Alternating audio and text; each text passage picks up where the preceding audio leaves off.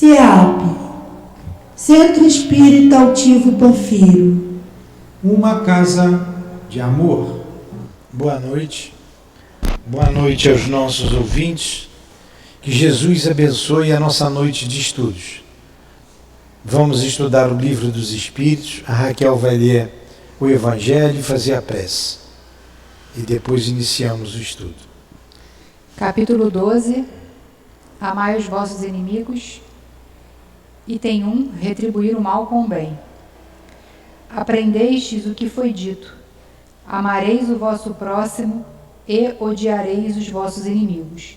Eu, porém, vos digo: amai vossos inimigos, fazei o bem àqueles que vos odeiam, e orai por aqueles que vos perseguem e vos caluniam, a fim de que sejais os filhos do vosso Pai, que está nos céus, que faz o sol se erguer sobre os bons e sobre os maus, e faz chover sobre os justos e os injustos.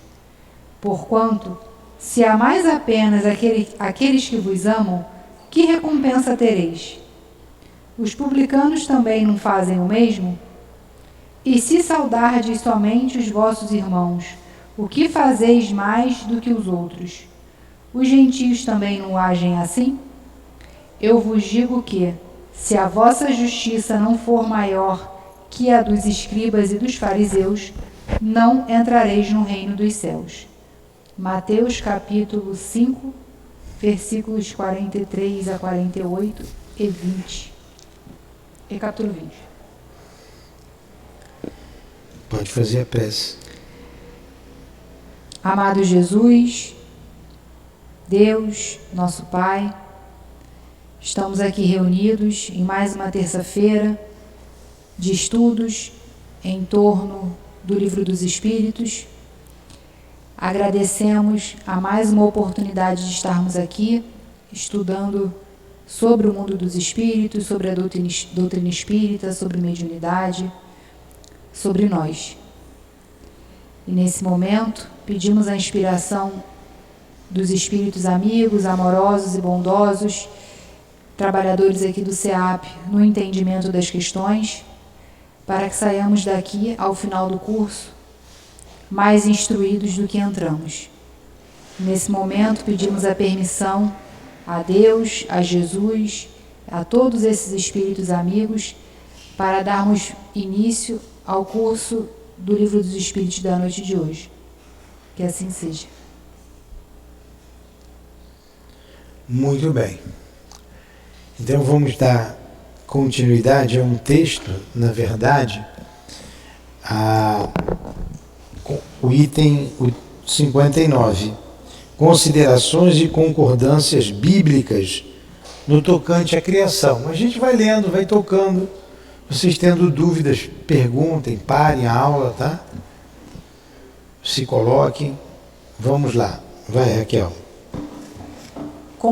Considerações e concordâncias bíblicas no tocante à criação. 59. Os povos formaram ideias muito divergentes sobre a criação, conforme o grau de suas luzes. A razão, apoiada na ciência, reconheceu a inverossimilhança de algumas teorias. A que é dada pelos espíritos confirma a opinião há muito tempo admitida pelos homens mais esclarecidos.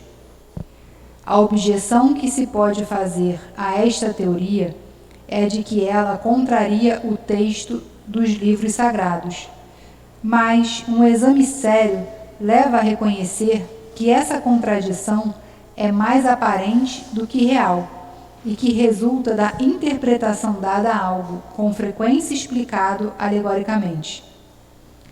A questão do primeiro homem na pessoa de Adão, como origem exclusiva da humanidade, não é absolutamente a única sobre a qual as crenças religiosas tiveram que se retificar.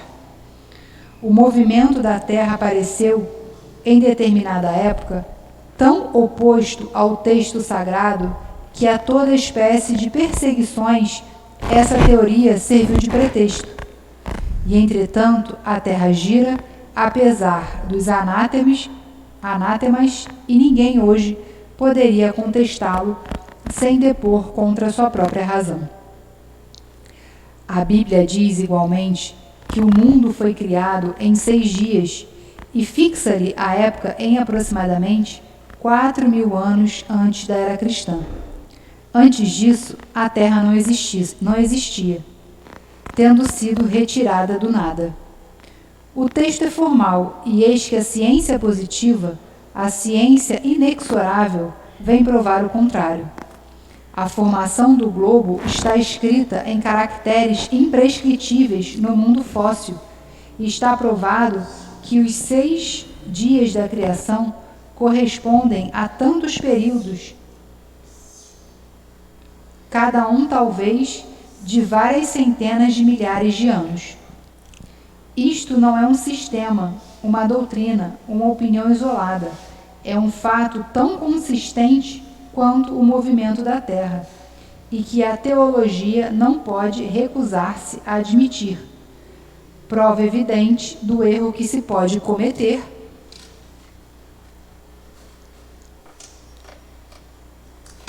tomando ao pé da letra as expressões de uma linguagem frequentemente figurada. Poder-se-ia daí concluir que a Bíblia é um erro? Não, porém que os homens se enganaram ao interpretá-la. A ciência, escavando os arquivos da Terra, reconheceu a ordem na qual os diferentes seres vivos apareceram em sua superfície. E esta ordem está de acordo com o que indica a Gênese, com a diferença de que esta obra, em vez de ter milagrosamente saído das mãos de Deus, em algumas horas efetuou-se, sempre pela sua vontade, porém, segundo a lei das forças da natureza, em alguns milhões de anos. Deus é, por isso, menor e menos poderoso? Sua obra é menos sublime por não ter o prestígio da instantaneidade? Evidentemente não. Seria preciso fazer-se uma ideia muito mesquinha da divindade para não reconhecer sua onipotência nas leis eternas que ele estabeleceu para regerem os mundos. A ciência, longe de depreciar a obra divina, nos-la mostra sob um aspecto mais grandioso e mais condizente com as noções que temos do poder e da majestade de Deus, pelo próprio fato de que ela efetuou-se sem derrogar as leis da natureza. A ciência, nesse ponto, de acordo com Moisés, coloca o homem em último lugar, na ordem da criação dos seres vivos. Moisés, porém, coloca o dilúvio universal no ano de 1654, enquanto que a geologia nos mostra o grande cataclismo como anterior à aparição do homem, visto que, até hoje, nenhum traço de sua presença foi encontrado nas camadas primitivas, nem o de animais da mesma categoria, do ponto de vista físico. Mas nada prova que isso seja impossível. Várias descobertas já lançaram dúvidas a esse respeito. Pode, pois, acontecer que, de um momento para o outro, adquira-se a certeza material desta anterioridade da raça humana, e então reconhecer-se-á que, sobre este ponto, como sobre outros, o texto bíblico é uma figura. A questão está em saber se o cataclismo geológico é o mesmo de Noé. Ora, o tempo necessário à formação das camadas fósseis não permite confundi-los e, desde o momento em que se encontrem os traços da existência do homem, antes da grande catástrofe, ficará provado ou que Adão não é o primeiro homem, ou que a sua criação se perde na noite dos tempos. Contra a evidência, não há raciocínios possíveis e será preciso aceitar esse fato, como se aceitaram o do movimento da Terra e os 6 períodos da criação. É verdade que a existência do homem antes do dilúvio geológico ainda é hipotética. Porém, eis aqui algo que não é tanto. Admitindo-se que o homem tenha aparecido pela primeira vez na Terra 4.000 anos antes de Cristo, se 1650 anos mais tarde toda a raça humana foi destruída, com exceção de uma única família, daí resulta que o povoamento da Terra data apenas de Noé, isto é, de 2.350 anos antes da nossa era. Ora, quando os hebreus emigraram para o Egito, no 18º século, encontraram esse país muito povoado e já bastante adiantado em civilização. A história prova que, nessa época, as Índias e outros países estavam igualmente florescentes, sem mesmo se levar em conta a cronologia de alguns povos, que remonta a uma época bem mais recuada. Teria sido necessário, portanto, que, do 24º ao 18º século, isto é, no espaço de 600 anos, não somente a posteridade de um único homem tivesse podido povoar todas as imensas regiões, então conhecidas, supondo que as outras não o fossem, mas também que, nesse curto intervalo de tempo, a espécie humana tivesse podido elevar-se da ignorância absoluta do estado primitivo ao mais alto grau do desenvolvimento intelectual, o que contraria todas as leis antropológicas.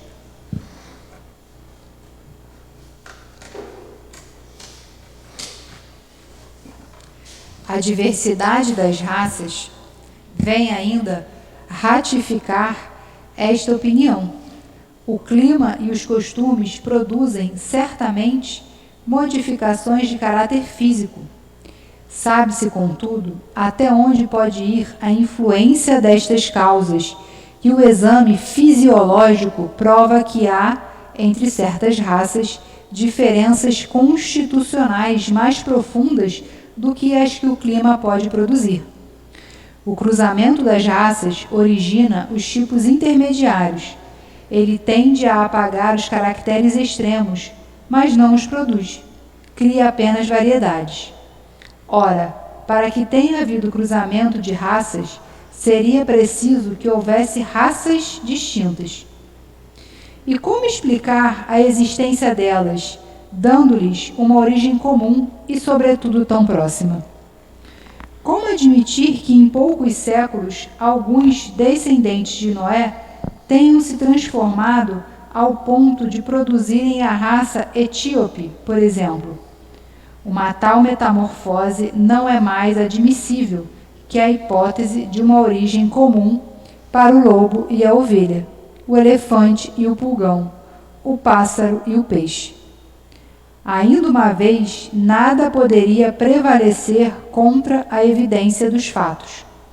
Ao contrário, tudo se explica, admitindo-se a existência do homem antes da época que vulgarmente lhe é atribuída. A diversidade das origens, Adão vivendo há 6.000 anos, povoando uma região ainda desabitada, o dilúvio de Noé, como uma catástrofe parcial, confundida com o cataclismo geológico. Finalmente, levando-se em conta a forma alegórica própria ao estilo oriental e que se encontra nos livros sagrados de todos os povos. Eis porque é prudente não agir com leviandade, julgando falsas doutrinas que podem, mais cedo ou mais tarde, como tantas outras, desmentir aqueles que as combatem. As ideias religiosas, longe de perderem, se engrandecem caminhando com a ciência. Este é o único meio de não mostrarem um lado vulnerável ao ceticismo. Gente, nós lemos o texto aí direto, porque não adiantava eu parar para explicar. O texto bíblico, Ele, se você pegar ao pé da letra, a ciência refuta todo ele. Então ali está uma alegoria, uma fantasia. Então está escrito no sentido figurado. A Terra não foi feita em um dia. É impossível. A geologia mostra como a Terra não era o centro do universo. Um dia a astronomia mostrou. Então a Bíblia está errada? Não. Tem que saber interpretar. Bem como essa questão aí do dilúvio de Noé, que Noé foi o primeiro homem após o dilúvio, que o mundo se acabou. Não. Teve período diluviano, bem antes do que se reporta aqui o Noé. Tem até uns períodos em que a Terra foi se formando, terciário, quaternário, cambriano, pré-cambriano, aqueles nomes que nós não estamos acostumados a falar. Um professor de geografia falaria muito bem. Mostra através da geologia que os períodos em que essas formações foram se dando, desde o aparecimento do primeiro ser vivo unicelular até o aparecimento do homem, que foi o último ser vivo a aparecer na Terra. E foi bem recente, bem recente. De vez em quando acham aí ossadas que datam aí 200 mil anos. Não é? No outro dia eu vi 200 mil anos atrás. Então o homem não apareceu há 4 mil anos, nem há 5 mil anos. Está aqui há muito, muito tempo. Muito mais tempo do que o Raul Seixas dizia, né? Eu nasci há 10 mil anos atrás. 10 mil anos é nada, é muito pouco. Então a gente vem desde o mundo primitivo, né? A raça vem se transformando, evoluindo até os dias atuais. Basicamente é isso. Alguém quer perguntar ou colocar alguma coisa? Não? Ficou difícil essa leitura? Não, né? Então a gente termina essa primeira fase aí da criação, que ela é bem complexa, e vamos entrar no capítulo 4, que trata do princípio vital. Seres orgânicos e inorgânicos. Todos sabem que é um ser orgânico e um ser inorgânico, né? Então, vamos lá. Os seres orgânicos. Os seres orgânicos são os que têm em si uma fonte de atividade íntima que lhes dá a vida. Nascem, crescem, reproduzem-se por si mesmos e morrem. São providos de órgãos especiais para a execução dos diferentes atos da vida e que são apropriados às suas necessidades para a sua conservação. Destes fazem parte os homens, os animais e as plantas. Os seres inorgânicos são todos aqueles que não possuem vitalidade nem movimentos próprios e que são formados apenas pela agregação da matéria. Assim são os minerais, a água, o ar e etc. Bem claro também, né? Bem claro. Daqui a pouquinho a gente vai entrar e vai começar a pensar melhor. Isso aqui está sendo bem elucidativo. 60. A força que une os elementos da matéria nos corpos orgânicos e nos corpos inorgânicos é a mesma? Olha aí, já começou a fazer a gente a pensar. Sim, a lei de atração é a mesma para todos. Nosso corpo físico, por exemplo, não é constituído de átomos? Os átomos não vão fazendo as moléculas, vão formando as moléculas? A mesma coisa na pedra, átomos, o ar. Então, sem dúvida nisso, né? A gente pode falar que essa lei de atração é o magnetismo?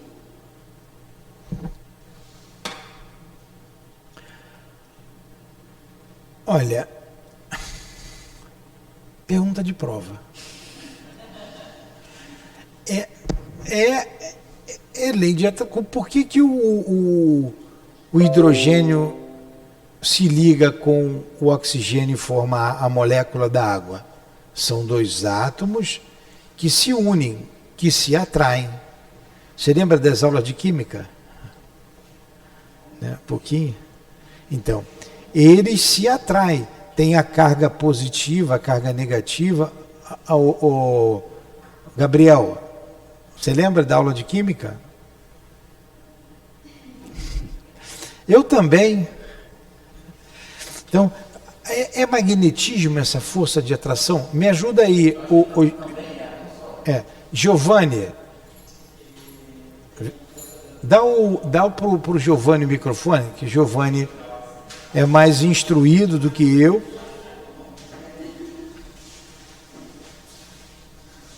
Vamos lá, Giovanni.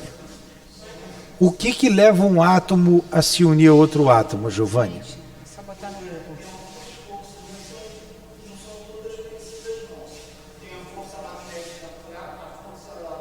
Magnética fraca, a força magnética forte, a força elétrica, a força gravitacional e uma terceira força, uma quinta força que eu não me lembro mais. Eu estudei quando a gente estava vendo esse capítulo. Então, então não é só o magnetismo, tem outras forças, que unem os átomos. Te explicou?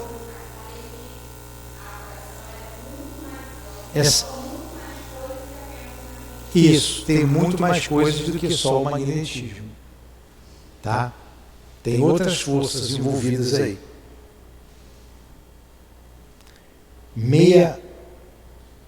Quem fizer pergunta difícil para o professor vai ficar de castigo, viu? Vamos lá. Pergunta 61. A diferença entre a matéria dos corpos orgânicos e a dos corpos inorgânicos? Resposta. A matéria é sempre a mesma, porém nos corpos orgânicos ela está animalizada. Aí começa a entrar algumas coisas diferentes, né? E qual é a causa da animalização da matéria? Sua união com o princípio vital. Já começou a entrar coisa complicada aí. Daqui a pouco a gente vai lá.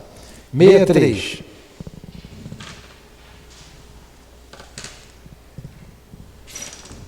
O princípio vital reside num agente particular ou é apenas uma propriedade da matéria organizada? Numa palavra, é um efeito ou uma causa? Resposta. Uma e outra. A vida é um efeito produzido pela ação de um agente sobre a matéria. Este agente, sem a matéria, não é vida. Assim como a matéria não pode viver sem esse agente. Ele dá a vida a todos os seres que o absorvem e o assimilam.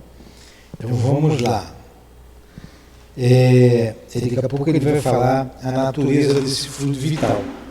O que dá a vida à matéria, o que animaliza a matéria, como ele colocou ali, é o princípio vital. O princípio vital que dá vida, é a energia que dá a vida. Quando a gente morre, quando ali na pergunta 68, lê 68. Então, o princípio vital é energia? Lê a 68. Qual é a causa da morte dos seres orgânicos? Esgotamento dos órgãos. Então, muito bem. O que é o esgotamento dos órgãos? É a saída do fluido vital. O corpo morre, vamos raciocinar com o nosso corpo físico ou qualquer corpo, qualquer ser orgânico. O corpo morre porque o fluido vital se esvai. Aí o espírito começa a se desprender da matéria. E nos reinos inferiores da natureza, o princípio inteligente. Então, a saída do fluido vital, o fluido vital que dá vida. Ele é efeito e ele é causa. Quando ele começa, ele é efeito e ele é a causa da vida. Então, a morte se dá pelo esgotamento dos órgãos, pela saída desse fluido vital. quando sai o fluido vital, o corpo vai se desprendendo, o corpo espiritual vai se desprendendo do corpo físico. O corpo físico morre. Essa é a causa. Todos nós viemos com um prazo de validade. Por exemplo, 30 anos, 60 anos, 100 anos. Você tem uma bateria que você vai viver 80 anos. É o prazo de validade. Daqui a 80 anos, esse fluido vai se esvair, os órgãos vão se esgotando. Você não vê a pessoa idosa, não vai caindo, vai ficando fraca, ela não tem mais vitalidade. Até que a vitalidade sai, o espírito se desprende. O cordão que liga o corpo ao corpo físico é o perispírito. O cordão fluídico, o cordão prateado, como chamam, é tudo perispírito. Ele só se desprende depois que o corpo morre, depois que sai o fluido vital. Fala, Raquel.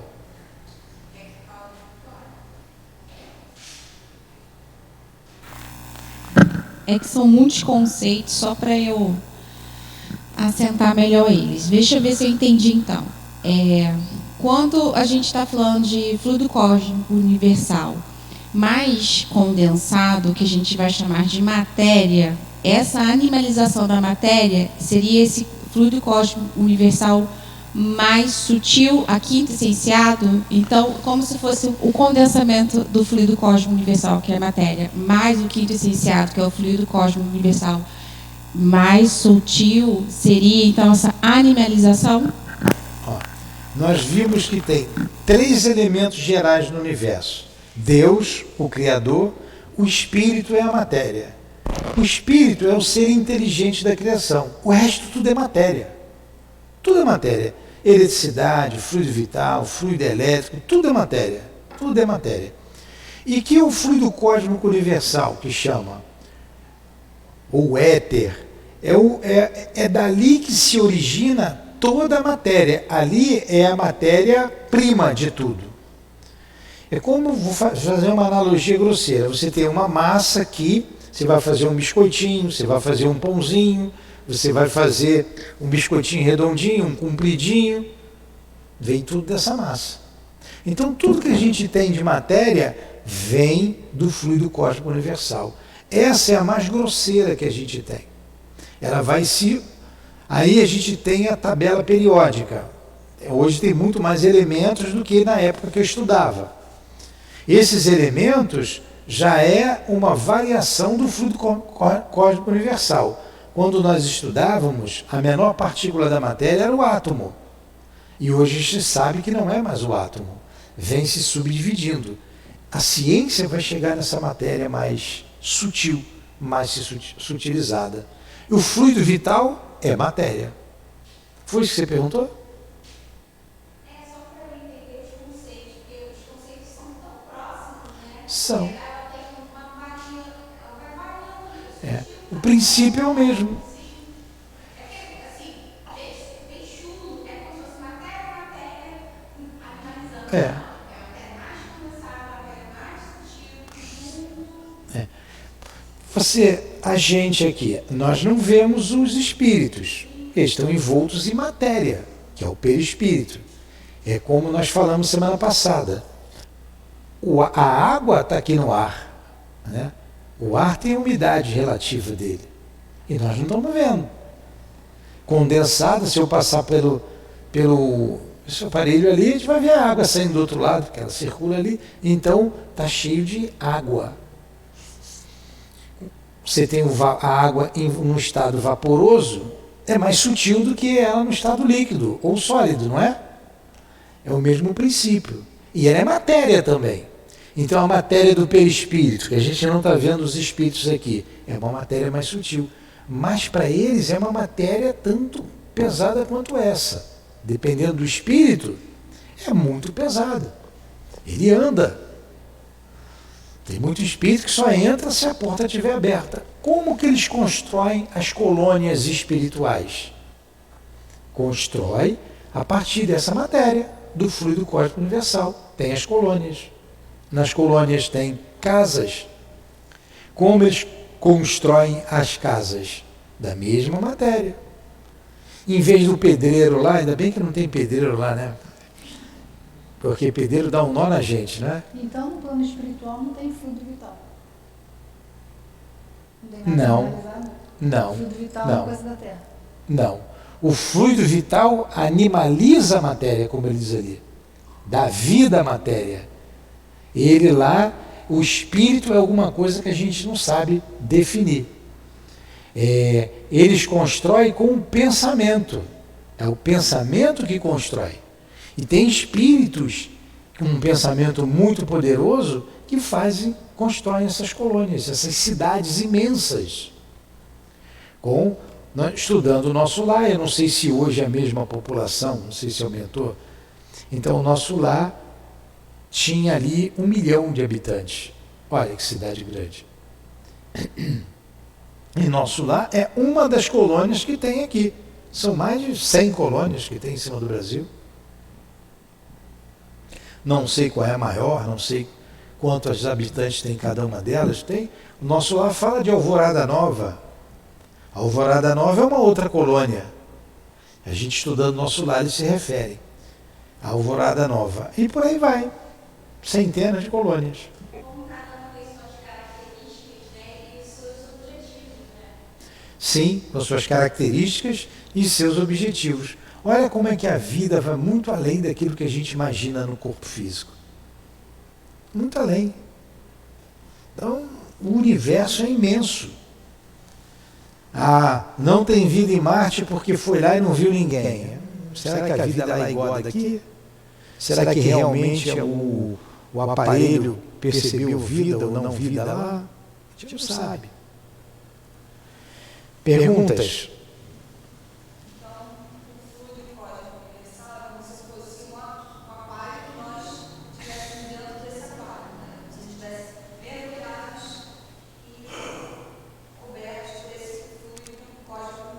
Sim, sim. O que Leon Denis chama o hálito divino. E nós estudamos aqui o pensamento divino. Então nós estamos mergulhados nesse fluido, como num imenso oceano. Né? Ou, para você entender melhor, um aquário, um peixe no aquário. Estamos todos interligados. Por isso que na aula anterior nós falamos da obsessão, estudamos aqui, né? O pensamento, demos o exemplo de André Luiz, que ele falou mal de um espírito. E o espírito veio, ouviu, veio. Para o pensamento, você pensou, ele vai. Vou pensar na Lurdinha. E o Tim está pensando em mim. Pode estar onde estiver. O pensamento não tem peias. Ele vai. Se direcionou, pensou com veemência, o pensamento vai. Fala, aqui, ó.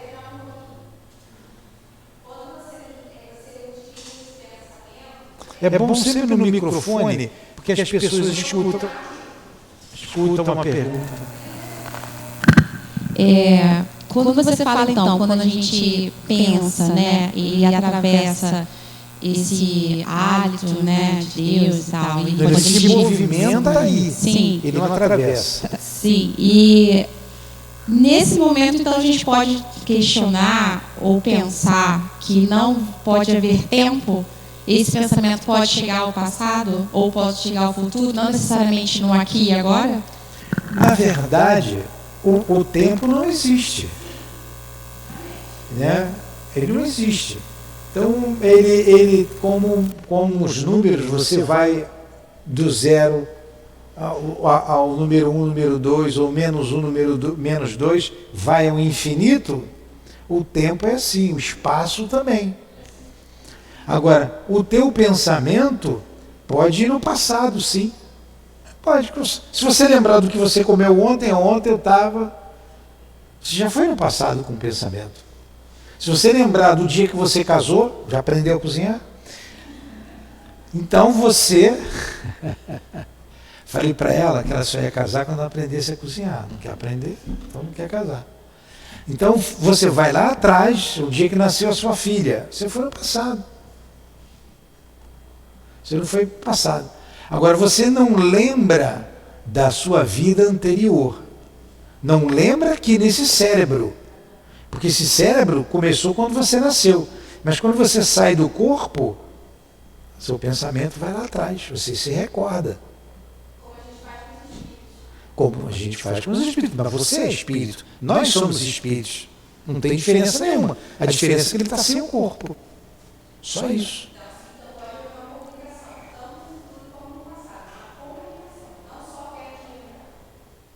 Espera aí, fala de novo. Sim, sem dúvida. É, sem dúvida.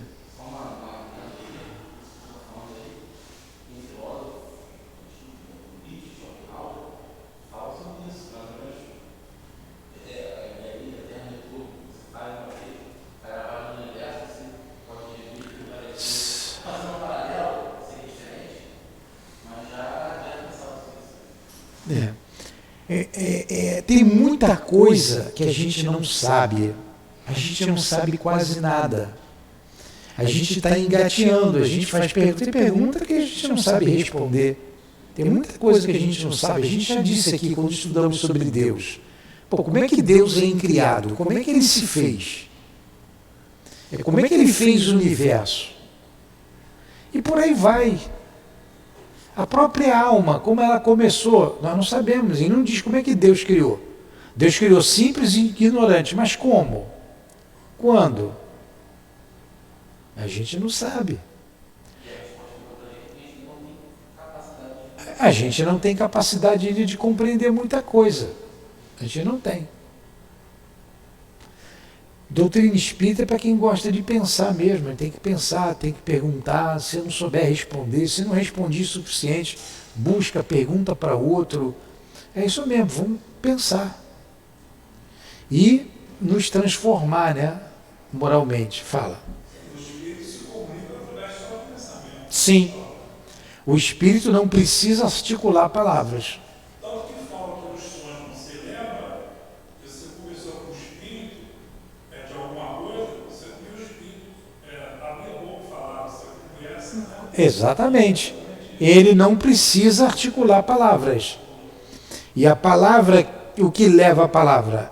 O veículo é o ar. O ar é o veículo do som. E o fluido cósmico universal, ou éter, é o veículo do pensamento. Por isso que para o pensamento não tem peias. Mesmo aqui numa casa espírita, o espírito lá fora não entra, ele pode influenciar o médium aqui. Ele pode. Aí vocês vão perguntar, como a Vanieri. Vanieri. Maria Vanieri. Tá vendo? Aí como a Vanieri, não é mais fácil Maria? Porra. Aí vai e complica, né? Bota Vanieri. Aí ela sentiu o espírito. Aí o espírito estava junto dela. Como que a pessoa, dentro da casa espírita organizada, recebeu ali um espírito sofredor? Por quê? Aqui tem muitos espíritos assistindo aula, que nos acompanham. Espíritos doentes, espíritos sofredores, espíritos que querem aprender. Aqui não tem uma plateia homogênea, é uma plateia heterogênea, em termos de conhecimento, em termos de moralidade. Aí a gente tem uma proteção aqui falando. Aí o espírito vê em você algo que ele precisa para o seu alívio. Então ela estava ali na aula do Evangelho, sentiu a presença do espírito. Ela podia simplesmente registrar o espírito e deixar para lá. Mas não, ela abriu o campo dela, o espírito se aproximou. Entenderam? Como acontece aqui? Já está de novo baixando santo aí? Ah, bom. Então, entendendo? Então, vamos lá. Outra pergunta. Vimos que o espírito... 64.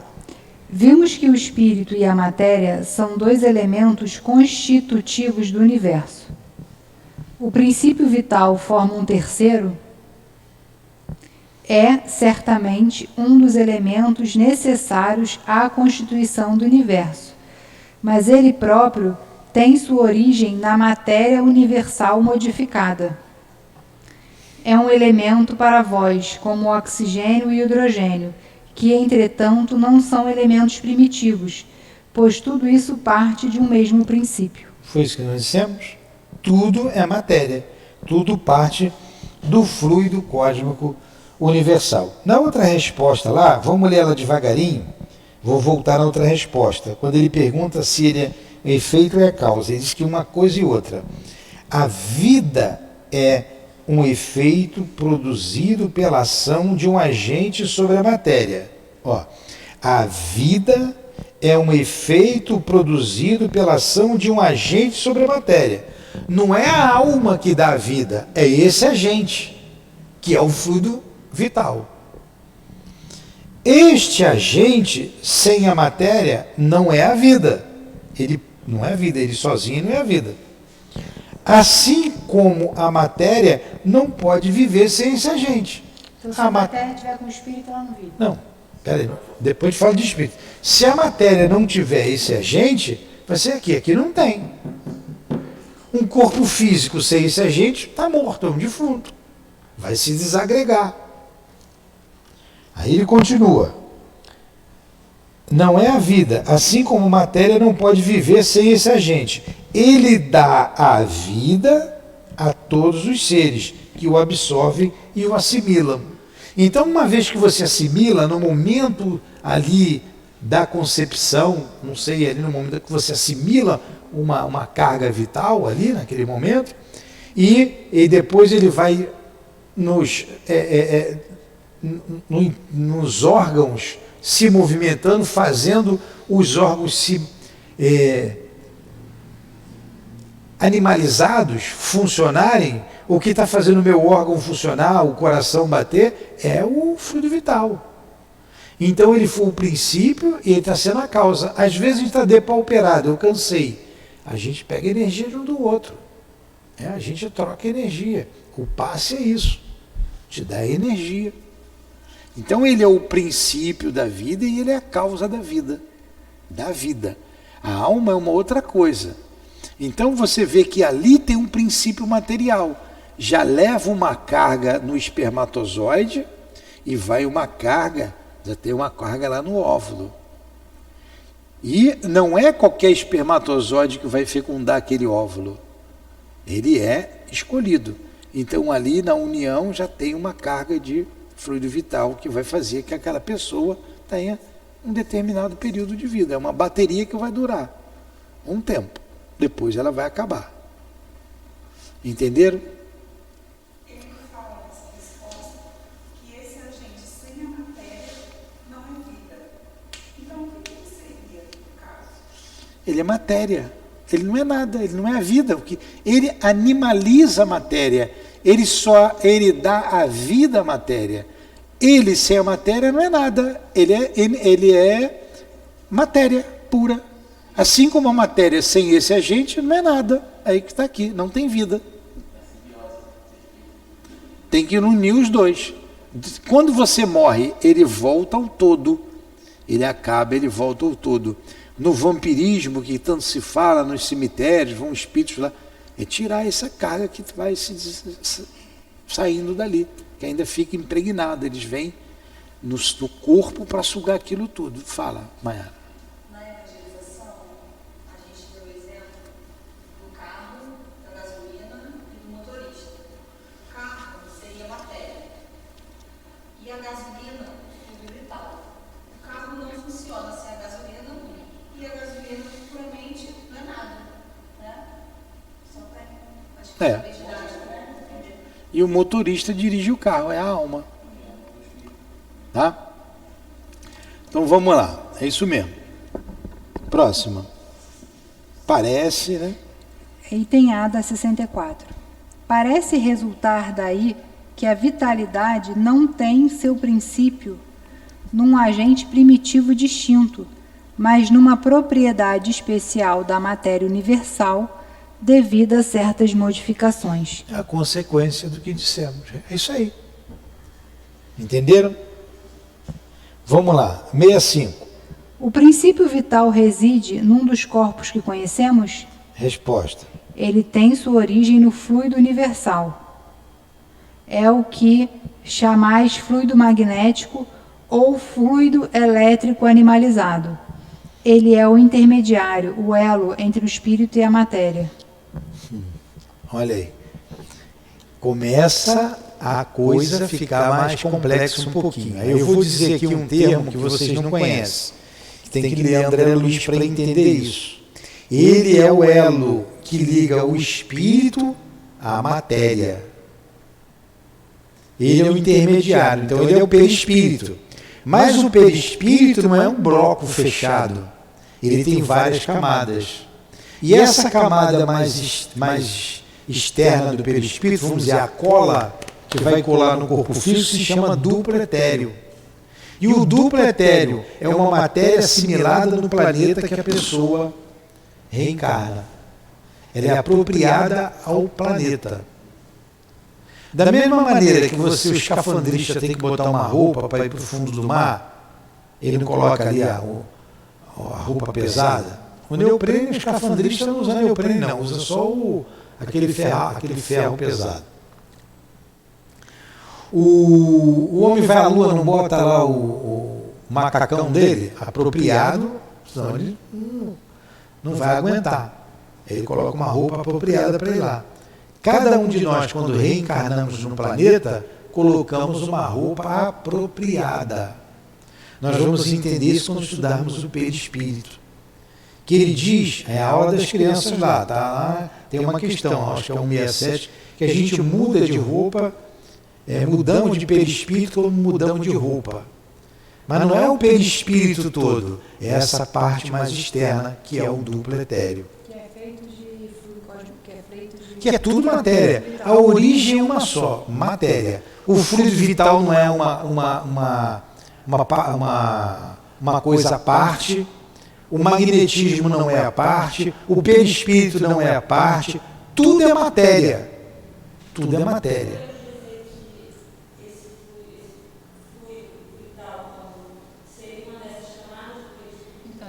Está ali. Ele está É a primeira, ele está impregnando ali os órgãos, envolvendo os órgãos. Está ali. Porque quando você morre, vai embora. Aí se esvai, volta ao todo. Então quando você vê um espírito desencarnado, ele está com um perispírito ali. Ele não está com o fluido vital, ele não tem mais fluido vital. Ele não tem mais a vitalidade que o corpo necessita. O corpo foi-se embora com o corpo físico. Isso não é simples mesmo, não. Não estou dizendo que é fácil, não. Tanto que Kardec está fazendo uma opção de perguntas. Então ele queria também aprender. Ele foi perguntando. Tem mais perguntas sobre isso. Vamos lá. O princípio vital é o mesmo para todos os seres orgânicos? Resposta. Sim, modificado segundo as espécies. O princípio é o mesmo, que ele é material, mas modifica segundo a espécie. É o que lhes dá o movimento e a atividade, e os distingue da matéria inerte, pois o movimento da matéria não é a vida. Ela recebe este movimento, não o dá. Ficou mais claro? Ou enrolou aí? Está clareando. 67. A vitalidade é um atributo permanente do agente vital. Ou então, esta vitalidade só se desenvolve pelo funcionamento dos órgãos? Vamos lá. A vitalidade é um atributo permanente do agente vital, ou então esta vitalidade só se desenvolve pelo funcionamento dos órgãos? Resposta. Ela só se desenvolve com o corpo. Não temos dito que esse agente sem a matéria não é vida? É necessária a união das duas coisas para produzir a vida. Vendo? Pode-se dizer que a vitalidade se acha em estado latente quando o agente vital não está unido ao corpo? Sim, é isto. Então vamos lá. Então vamos ver da pergunta, vamos fazer uma afirmativa. Pode-se dizer que a vitalidade se acha em estado latente quando o agente vital não está unido ao corpo. Está em estado latente. Entendeu? Vamos ver a observação de Kardec aí. Vamos ver se clareia aí um pouquinho mais. O conjunto dos órgãos constitui uma espécie de mecanismo que recebe sua impulsão da atividade íntima ou princípio vital que neles existe. O princípio vital é a força motriz dos corpos orgânicos. Ao mesmo tempo que o agente vital dá o impulso aos órgãos, a ação dos órgãos entretém e desenvolve a atividade do agente vital, quase como o atrito desenvolve o calor. Por isso que ele é causa e ele é efeito. Por isso, basicamente, se o ar-condicionado está morto, a eletricidade, quando eu ligo, vai dar vida ao aparelho. A eletricidade dá vida. Tirei a eletricidade, o aparelho morreu. O fluido vital é que dá vida aos corpos orgânicos. Ele saiu, o corpo morreu. Basicamente é isso. Então, o agente vital tem um princípio na matéria. É diferente do espírito ou do princípio inteligente. O princípio inteligente, ele está nos reinos inferiores da natureza. Ele chega a espírito quando chega no reino hominal. Pronto, não dá para a gente complicar mais. Mais para frente, quando a gente for estudando, a gente vai estudar perispírito, vocês vão desenvolver melhor essa ideia. Então, basicamente é isso. Isso ficou claro? E quando o homem teve a morte violenta, foi assassinado, foi atropelado, a mesma coisa. Há o esgotamento dos órgãos, tanto quanto na velhice. Só que ali foi uma morte brusca, saiu rapidamente. Entenderam? Então, aí ele foi atingido num órgão vital, como o cérebro, o coração, perfurou os pulmões, não tem mais condições de ter vida. O fluido não consegue ali continuar girando no corpo, mantendo a vida. Aí o fluido sai, se vai, esgota.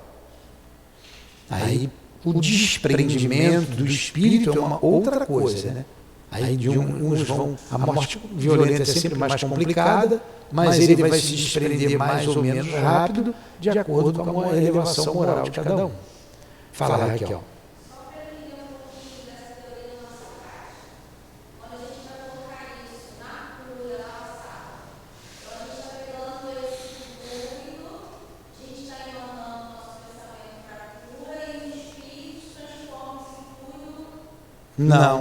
Não.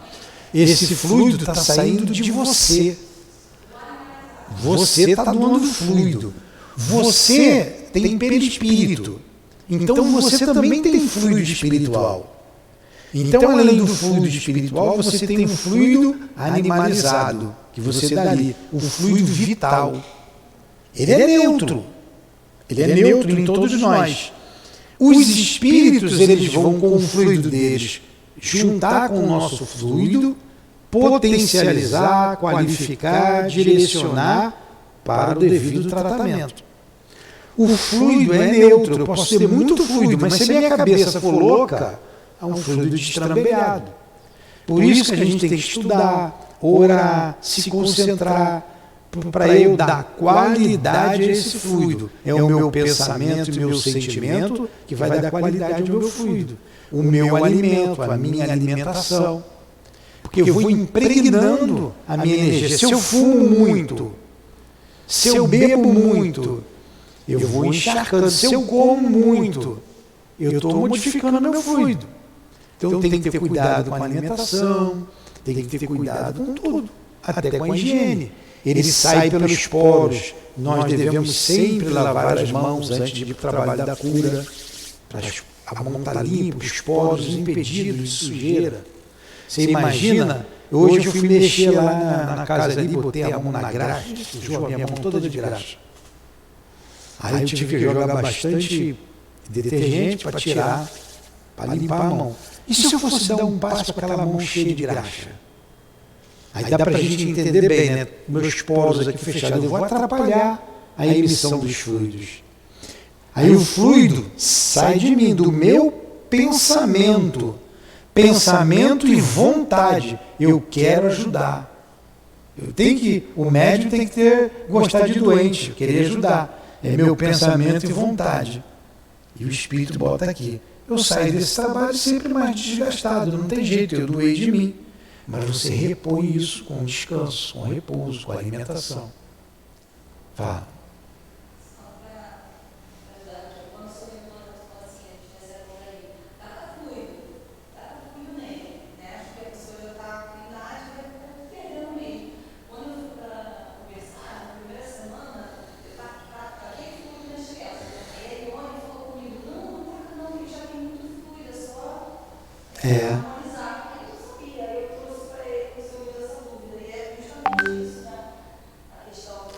A criança está cheia de energia, você vai jogar mais energia nela? Não, você só harmoniza. E às vezes você tira um pouco e harmoniza. É a mesma coisa, a pessoa está ali para desencarnar. Aí o que você falou, taca fluido, ela precisa de vitalidade. Aí você não deixa a pessoa morrer direito. Ela tem que morrer, você não morre. É realmente... Aí é coisa que espírito é que vê isso. São os espíritos, não é coisa pra gente. A pessoa está moribunda, tem que morrer, eu vou lá e vou atirar, tem que morrer logo. Quem sou eu para matar o velho lá ou a velha lá, né? Não posso fazer isso. Eu vou lá, vou dar o passe normal. Tudo bem? Alguma pergunta mais? Olha, eu também estou aprendendo como vocês estão vendo. Eu nunca me coloco aqui como estou sempre aprendendo. Então, nem tudo eu sei. O básico é esse que eu falei para vocês, o resumo. Tá? Então, meia-noite, hoje eu vou dormir cedo. Antes das 10 eu vou dormir. Meia-noite todo mundo aqui, porque a gente vai estudar com o Dr. Herman, com o Altivo. E aí a minha cabeça também estou vendo como espírito, vou compreender melhor isso. E a gente vai acordar com a intuição melhor do estudo de hoje. Porque a gente sai do corpo, a gente vem para cá. Tem a opção de vir para cá. Então, e vai para onde? Vem para cá. Não. Vem cedo. Se for ficar vendo política, vai para outro lugar, hein? Então, Senhor, terminamos o nosso estudo, estamos gratos. A ambiência de amor, de instrução. Agradecemos aos guias aqui presentes. Mostra a nossa pequenez, o quanto nos falta ainda para conhecer, para aprender. Ajuda-nos, envolva-nos, e que nesta noite possamos aqui estar, Senhor, estudando com os nossos guias, aprendendo com eles um pouco mais. Não nos deixes desviar do caminho certo, do caminho correto. Envolva a nossa casa, envolva cada um de nós. Pedimos pelos trabalhadores, pelos médios da nossa casa, o teu amor, a tua proteção, e que todos possamos estar aqui nesta madrugada. Obrigado, Altivo, em teu nome, em nome da direção espiritual do SEAP, em nome do amor, em nome do nosso amor, Lourdinha, do amor de Kardec, de Leon Denis, do teu amor, Jesus. Mas, acima de tudo, em nome do amor de Deus, damos por encerrado os estudos da noite de hoje. Que assim seja. Graças a Deus.